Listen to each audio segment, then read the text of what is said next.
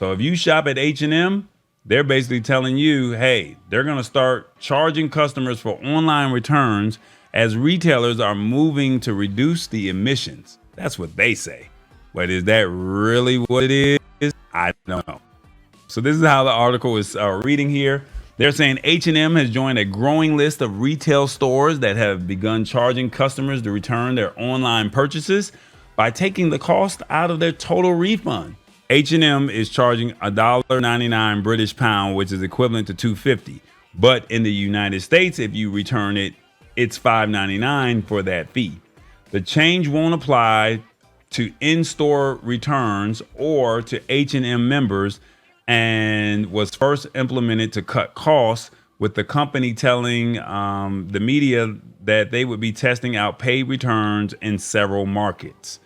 Yeah. So if you don't want to just walk into the store and walk out of the store, guess what you're going to be doing? If you don't like it, you're going to have to pay for it just to return it. They're saying it all depends on how it's received by the customer. That's what they're saying. If the customer doesn't receive this strategy, then they're going to probably cut this strategy out and say, no, because they want the money. You know it. You know that that's what it is. They want the money. And they're basically saying that if we're about to roll it out, it will take some time, but we don't have an exact time limit on it. But they said, let's see when we see the evaluation of the test, whether this is the most impactful thing to do or not.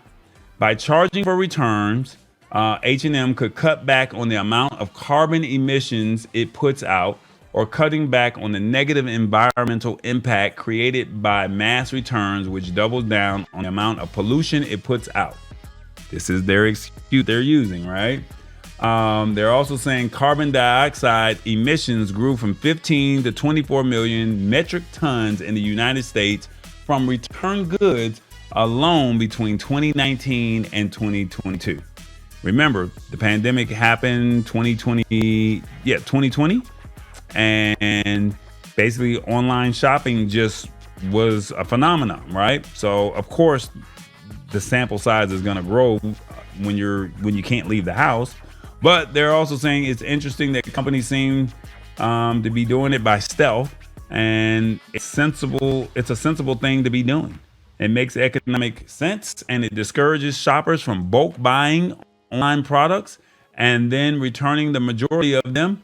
And that's basically been the problem from most of the companies. They're saying that, hey, we're dealing with waste, and this is just too much on us, because once you bring it, or once you purchase it, they're stuck with it. They can't resell a clothing item. They just can't do it.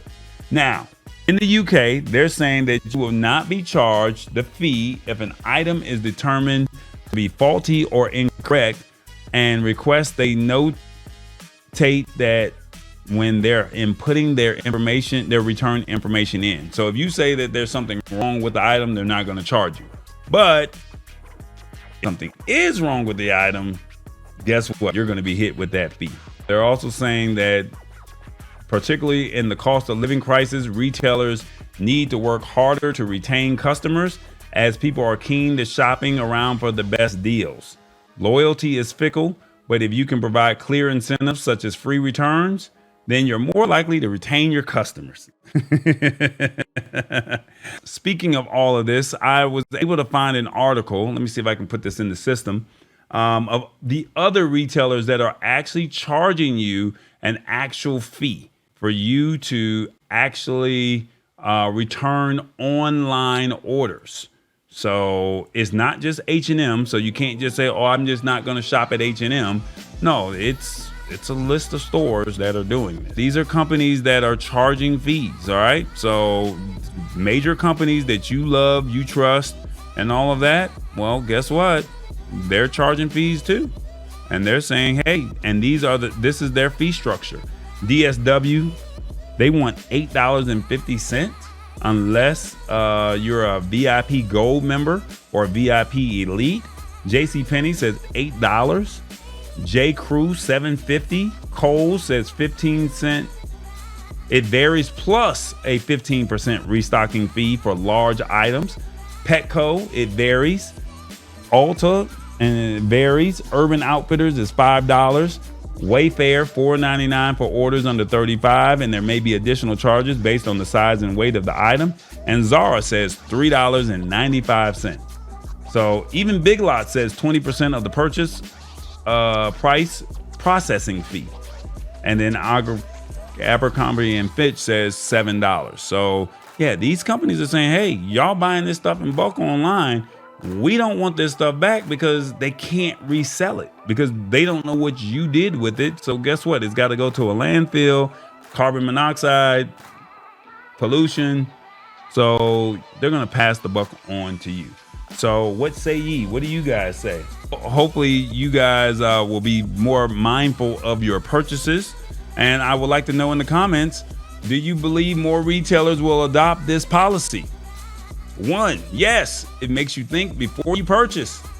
2, it all depends on how the customer responds. 3, who cares about any of this? 4, this is good for the environment.